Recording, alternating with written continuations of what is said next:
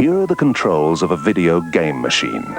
Here are the controls of the Commodore VIC-20 home computer. Now, which one do you think really deserves to be called a computer?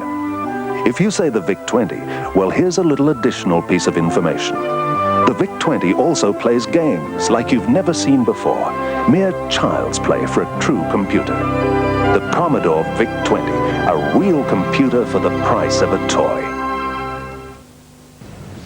To a lot of Queenslanders, this home computer is like a new member of the family. Connected up with your TV, and this amazing little fellow can help the kids with their homework and take over the family budgeting.